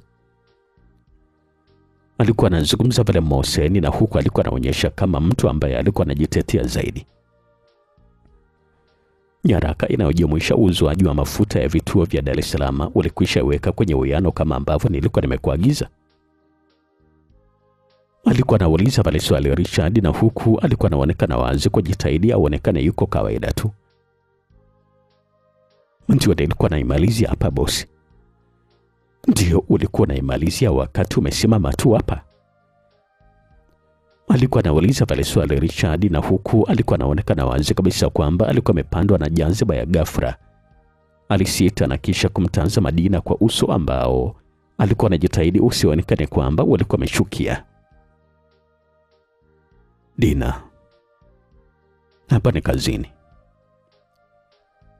alikuwa anazungumza pale Richard, na sauti yake ilikuwa inamtumwa Dina bila kufafanua, na kisha alitoka ofisini bila hata kuzungumza jambo lingine lolote. Naona imemchoma, alikuwa anazungumza pale Mohsen, na anaweza akakuletea matatizo unajua. Alikuwa anazungumza pale Dina, na huku uso wake walikuwa anaonyesha hofu kubwa. Kwani ametukuta tunafanya kitu gani jamani mpaka anze kuniletea matatizo? Alikuwa anauliza pale swali Mohsen kwa sauti yake ambayo ilikuwa inaonyesha ubishi. Lakini hata wewe umemwona jinsi ambavyo amebadilika ghafla tu usoni. Kwani ametukuta tunafanya kitu gani? Sasa ametukuta hapa sisi tunaelekeza na kuhusu kazi jamani ama? Hayo unasema wewe, lakini mwenzako kashaenda mbali kabisa na kufikiria mambo mengine. Basi shauri yake. Alikuwa anazungumza pale Mohsen, na kazi za hapa na pale zilikuwa zinaendelea. Tukio hilo kusema ukweli kabisa msikilizaji lilimfanya Dina Nzasa akose kabisa amani ya moyo. Alikuwa na hisi lilikuwa ni tukio ambalo lingeweza kumwingiza Mohsen katika matatizo ya kikazi, kwa kuamini kabisa Richard angelifanyia wivu. Lakini sasa kwa mshangao Richard hakuonekana kabisa kufanya hivyo. Siku zilizofuata Richard alionekana kwamba alikuwa shwari kabisa, na alikuwa anaendelea tu na shughuli za kikazi kama kawaida, na hakugusia kabisa tukio hilo kwa aina yoyote ya mazungumzo. Wakati Dina alipokuwa akiwasilisha ofisini kwake kazi ambazo alikuwa amezifanya, Dina alipomuuliza Mohsen kama Richard katika siku hizo alikuwa amemwonyesha tabia tofauti, Mohsen alikataa kwamba hakuna tabia yoyote tofauti ambayo Richard alikuwa ameonyesha, na kwamba alikuwa kawaida tu kama siku zote. Dina alikiri kwamba tukio ambalo lilikuwa limetokea kati yake na Mohsen halikuwa ni tukio ambalo lilikuwa limeonyesha wapo katika mapenzi, ndio, lakini alikiri kabisa kwamba lilikuwa kwenye unasaba na jambo hilo. Alikuwa na uhakika wa 100% kwamba Richard aliuona unasaba huo wakati alipoingia ghafla ofisini humo, na ndio sababu ya kumpatia onyo kwamba eneo hilo lilikuwa ni eneo la kazi pekee. Kauli hiyo ya Richard iliyomwonya ilifanya Dina ajisikie vibaya mno, na akajishtumu huku akiwa nakiri kwamba ni kweli kabisa alikuwa amejisahau na alikuwa amejiachia huru mno kwa Mohsen. Hofu yake ikamtahadharisha kwamba Richard alikuwa amepata picha iliyomwonyesha kwamba kulikuwa na ukaribu wa swala la mapenzi kati yake na Mohsen. Tukio hilo likazidi kumpatia fadhaha, hasa pale ambapo alikuwa anafikiria kwamba Richard atapata picha gani, hususan pale ambapo atakapomletea hoja ya kutaka kurudiana naye katika mapenzi, na yeye atakapoitumia hoja ya kwamba alikuwa amechumbiwa na John kama kikwazo cha kurudisha mahusiano yao. Na wakati alikuwa amekutwa akijibebisha katika ofisi ya Mohsen, kwa mara ya kwanza kabisa Dina aliyagundua mapungufu yake kwa Mohsen na kujiona kwamba anatakiwa kuwa mwangalifu na maamuzi yake pale ambapo atakuwa naye, vinginevyo anaweza kumbuka. Lakini pia tukielekea huko upande wa pili, msikilizaji, harakati za kijana wetu John Silas za kutafuta mahari na vikirombezo vingine ambavyo alikuwa anatakiwa kuvilipa kama barua ya mahari ilivyokuwa nasema, zilifanikiwa kwa 100% zote kwa muda ambao alikuwa ameupanga. Aliwasiliana na wazazi wake kwa taarifu upatikanaji wa hivyo vitu, na waliitisha kikao, wakazungumzia namna mahali hiyo itakavyopelekwa na watu watakaoandamana na mshenga wakati wa kupeleka pia. Ndipo sasa kwenye kikao hicho Bwana John akahitaji rasmi tarehe ya kufunga ndoa ambayo alikuwa anataka itangazwe siku ya kupeleka mahari hiyo. Uamuzi wa tarehe hiyo ambayo alikuwa amehitaji John aliufanya akiwa amemshirikisha rafiki yake Moody pekee. Ilikuwa ni tarehe ya mapema sana, na walipanga kutokana na shirikizo la John ambaye huyu alikuwa anataka awahi kumwoa Dina kabla Richard hajamzidi kete. Na najua vizuri kabisa kwamba kwa sasa Richard atakuwa anafanya kila kitu ambacho anajua ili kusudi kutaka kulazimisha penzi kwa Dina. Yaani jamaa hataridhika kabisa mpaka atakapompata. Alikuwa anazungumza pale John kumwelekezea rafiki yake Moody wakati alipokuwa akimweleza kuhusu tukio la Dina kuajiriwa katika kampuni ya Mzee Ken, yaani baba yake na Richard Korogwe. Basi kama kweli kabisa ni hivyo, jamaa atakuwa na haribu. Alikuwa anazungumza pale Moody kuchangia hiyo hoja. John alipiga kite kwa hasira wakati akiwa anaendelea kulalamika. Dina mwenyewe hamtaki, lakini yeye analazimisha tu kumwajiri kwa sababu kaupata upenyo wa kumwona Dina hana kazi. Basi ndio naye kajiona kwamba apige bao hapo hapo. Alikuwa anazungumza pale John.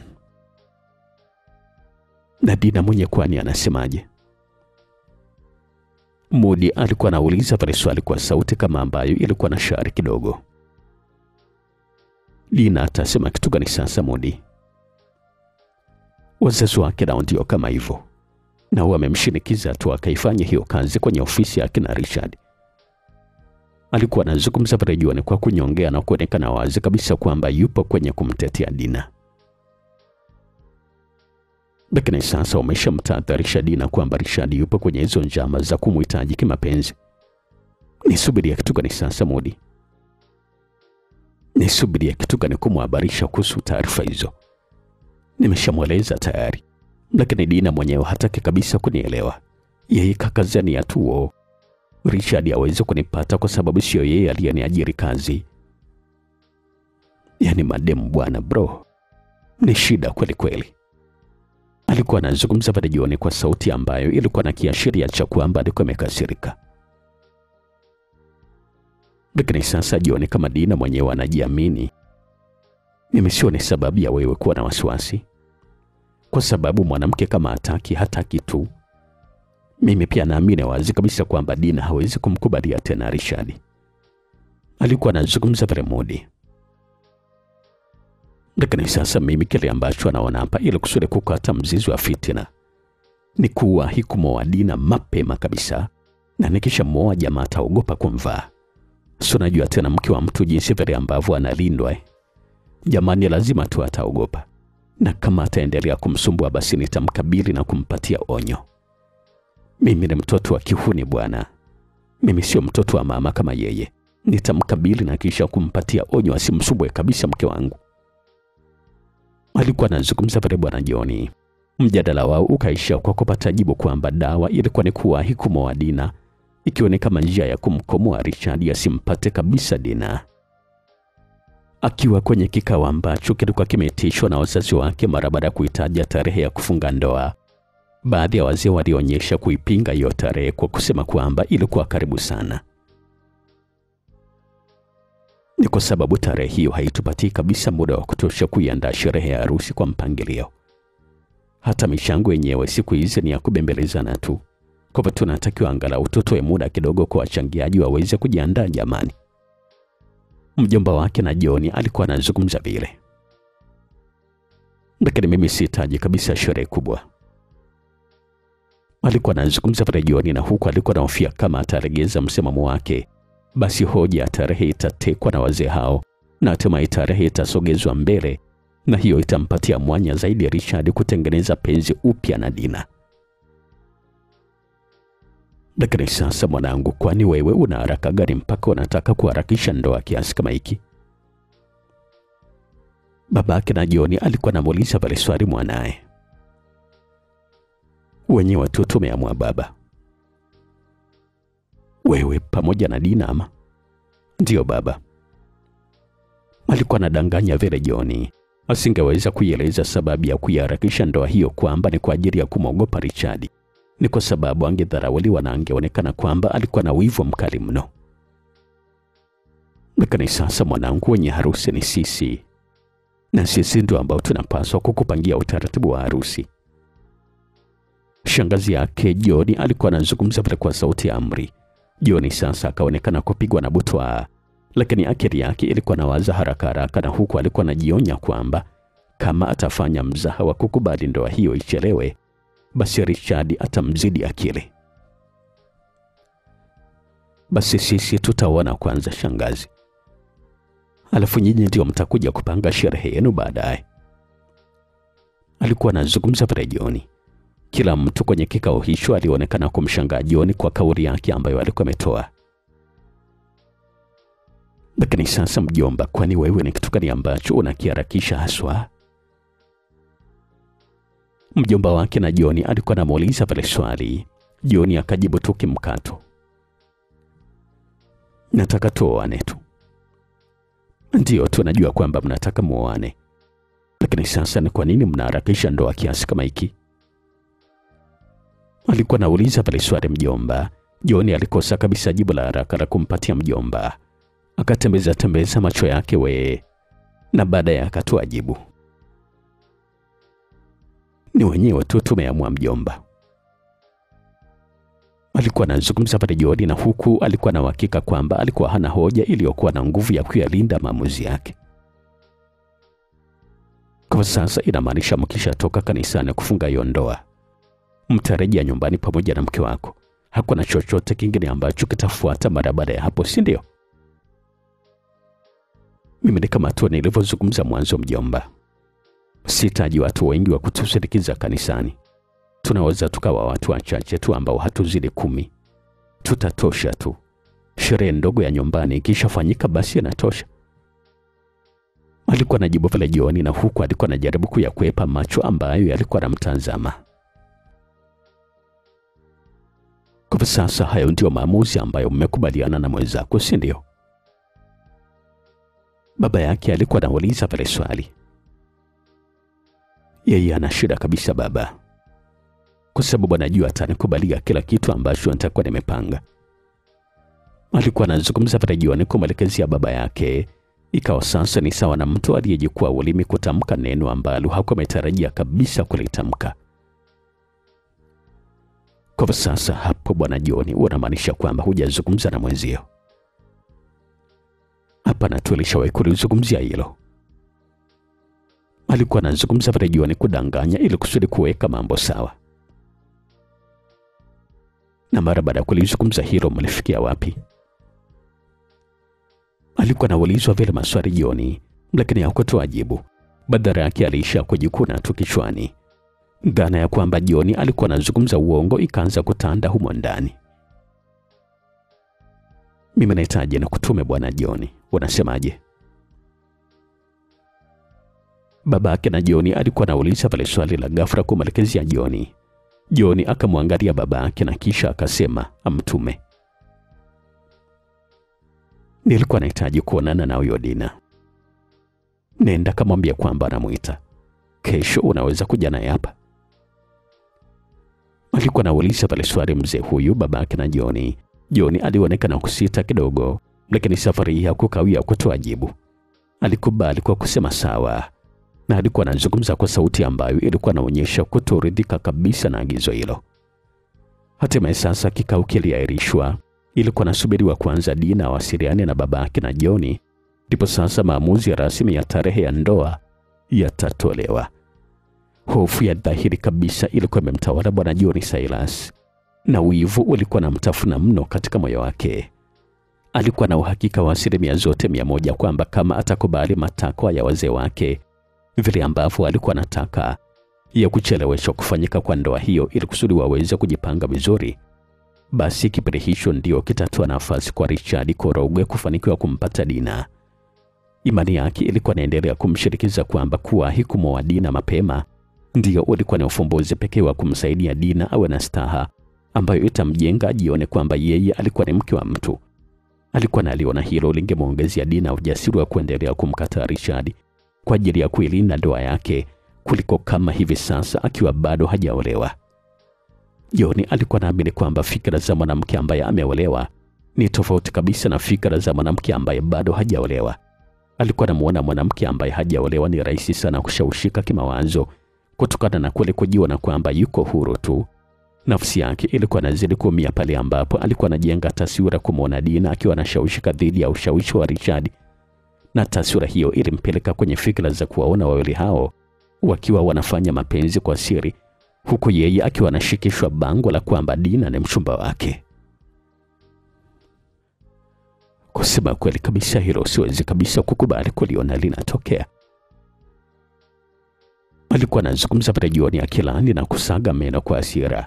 Kitendo cha babake mzazi kutaka kumwona Dina kwanza kilikuwa kinamdhihirisha kwamba babake alikuwa anataka kumuuliza Dina kama ni kweli kabisa alikuwa amekubaliana na wazo la kufungwa ndoa bila sherehe yoyote.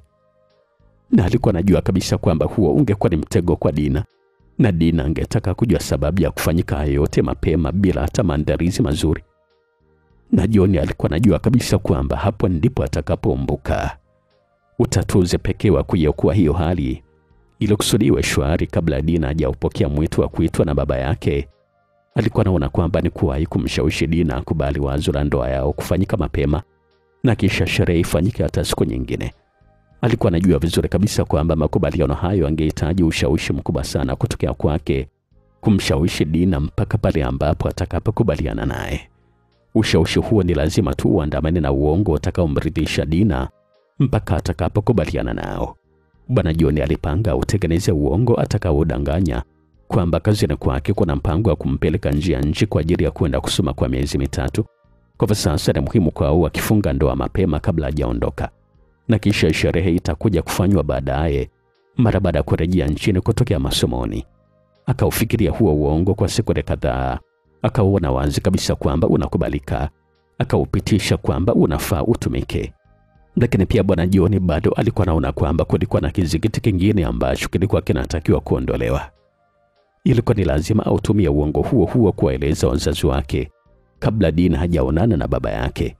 Angeanza kwanza kwa kuomba msamaha wa kwa nini hakuwa mkweli kwanza mwanzo, na angejitetea kwamba mara ya kwanza alikuwa ameshindwa kabisa kuambia jambo hilo kwa sababu alikuwa anataka mambo yenyewe kwanza yakamilike huko kazini.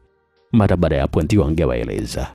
Akaamini kabisa kwamba uongo huo nao ungekubalika kwa wazazi wake, na tena kiwa rahisi kabisa zaidi kuliko hata vile ambavyo utakavyokuwa kwa Dina.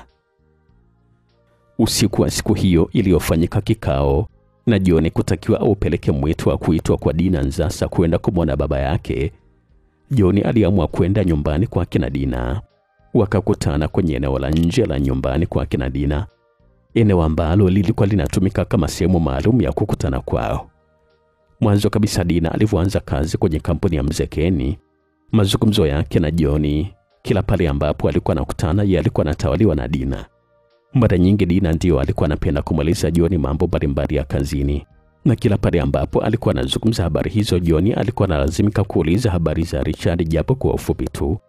Lakini Dina alikuwa anamhakikisha kwamba hakuna chochote ambacho kilikuwa kinaendelea kati yao, na wakati mwingine alikuwa anajibu kwa kusema kwamba achana tu na yule bwege, jibu ambalo kusema kweli kabisa lilikuwa linamfurahisha mno John. Lakini sasa katika hizo siku zote Dina alikuwa hajawahi kabisa kudiriki kulitaja jina la Mohsen, ama hata kuzungumzia kama kuna mtu kama huyu ambaye anafanya naye kazi ofisini kwake. Majibu ambayo yalikuwa namponda Richard kutoka kinywani kwa Dina yalikuwa nampatia faraja kubwa sana John, lakini bado katika moyo wake alikuwa hana amani kabisa. Alikuwa anaamini kwamba Richard alikuwa bado na dhamira ya kutaka kurudiana na Dina, na alikuwa anamtafutia Dina wasaa mwafaka wa kumkabili kimazungumzo. Hapo ndipo sasa palikuwa panamuumiza John. Palikuwa panamuumiza kwa sababu nafsi yake ilikuwa ikitoa tafsiri kubwa kwa Richard kwamba ndio atashinda hiyo vita ya kumgombea Dina kwa imani ile ile kwamba Richard alikuwa ni mtoto wa tajiri, na alikuwa na nafasi kubwa sana ya kumshawishi Dina mpaka angekuja kulainika kama tu yeye atazembea kuchukua hatua za haraka za kumwoa Dina. Katika mazungumzo yao ya siku ya leo sasa, mara baada ya kukutana, John alionekana kuwa mtaratibu sana kiasi kwamba Dina aligundua kwamba John alikuwa na mabadiliko kwa siku hiyo. John alikuwa anazungumza kwa nadra sana na kuonekana kwamba alikuwa mbali kabisa kimawazo. Wakati mwingi alimwacha Dina azungumze. Hali hiyo ikamlazimisha Dina alazimike kutaka kujua kilichomo kichwani kwa John kilikuwa ni kitu gani. Mbona uko hivyo John? Alikuwa anauliza pale swali Dina kumwelekezea bwana John. Kivipi tena? Na kuona kama haupo hivi.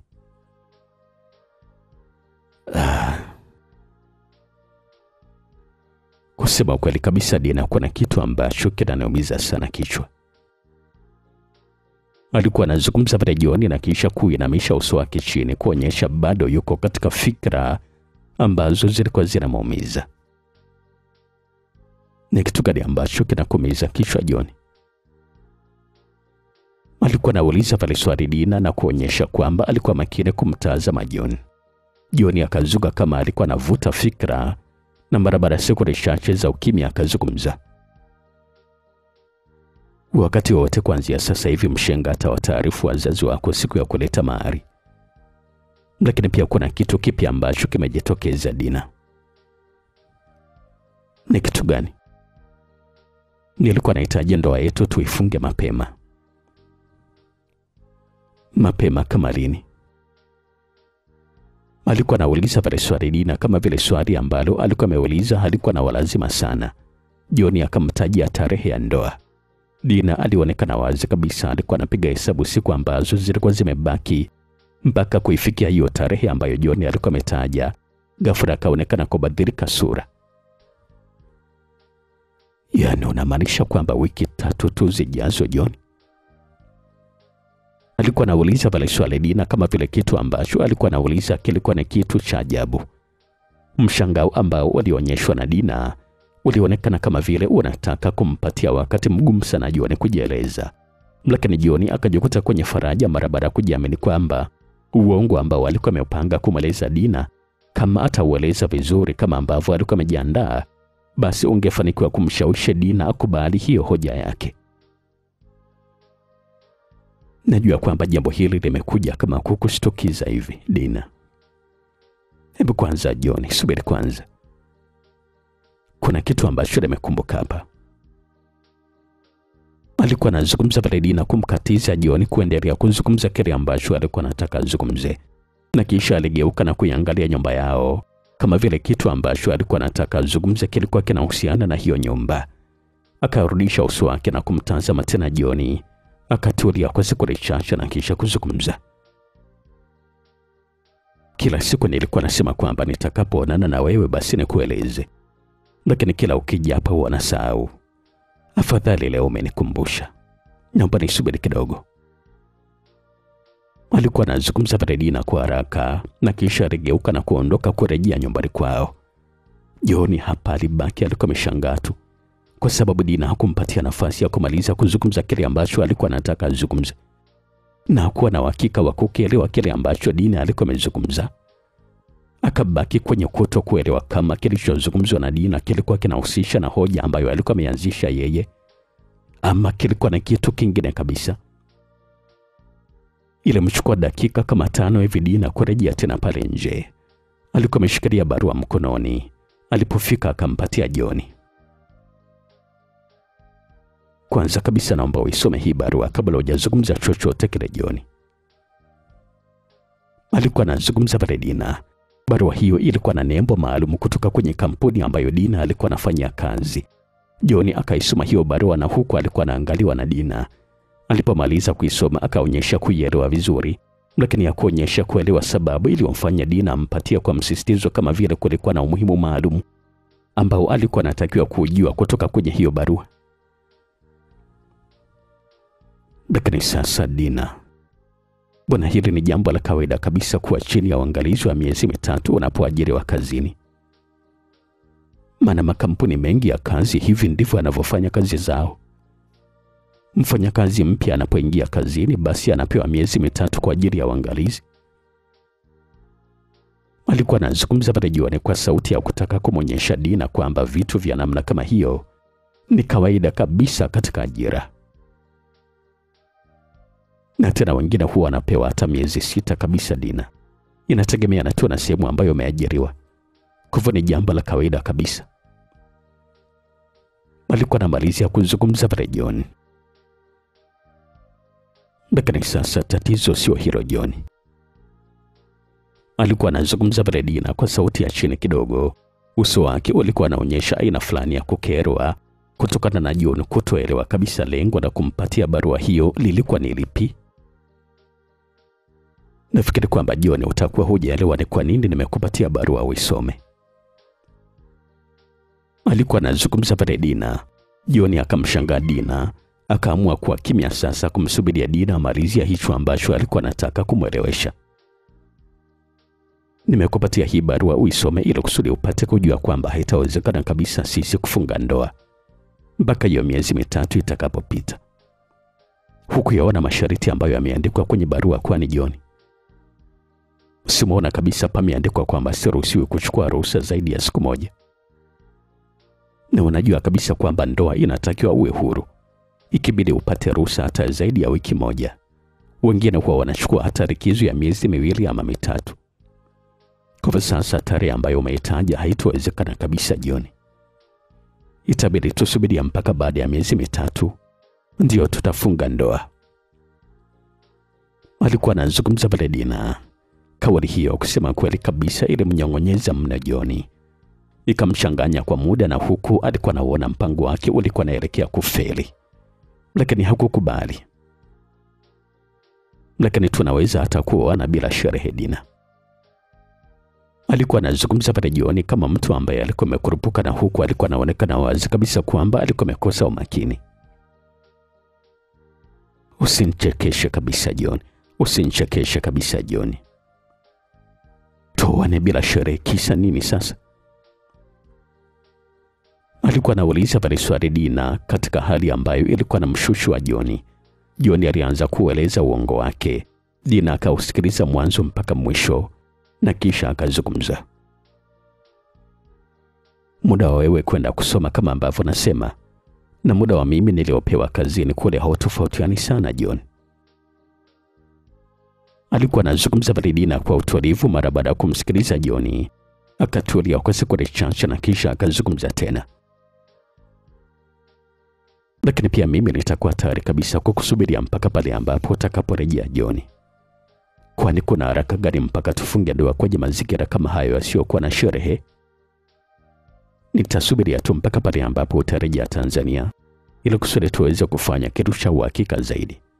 Hata hivyo John, wewe unafikiria kwamba upande wa familia yetu utalikubali wazo lako? Eti tuoane kwanza alafu sherehe baadaye?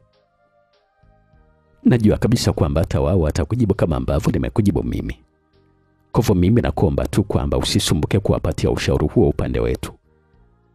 Hawataweza kabisa kukubali. Lakini kuna kitu kimoja ambacho na ushauri. Alikuwa anazungumza Dina, akanyamaza na kumtazama John ambaye alikuwa amesimama kama aliyeumbuliwa hivi, na huku alikuwa anaonekana kwamba alikuwa amekosa hoja.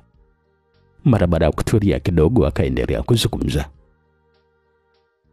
Wewe hiyo mahali fanya uilete tu kama ambavyo umepanga, sawa? Na itakuwa ni vizuri kabisa kama utaripia kabla hujaondoka nchini, ili kusudi uonekane kweli kabisa una dhamira ya kunioa. Alikuwa anazungumza Dina. Pigano la kwanza dhidi ya Richard, John alikiri wazi kabisa kwamba alikuwa amelipoteza. Kusubiria miezi mitatu ambayo Dina alikuwa amepewa kama uangalizi kazini kwao, ndipo sasa waanze kujadili kuhusu masuala ya ndoa. Ilikuwa ni wazi kabisa kwamba Richard anaweza kuovertake na hatimaye kumpata Dina sasa.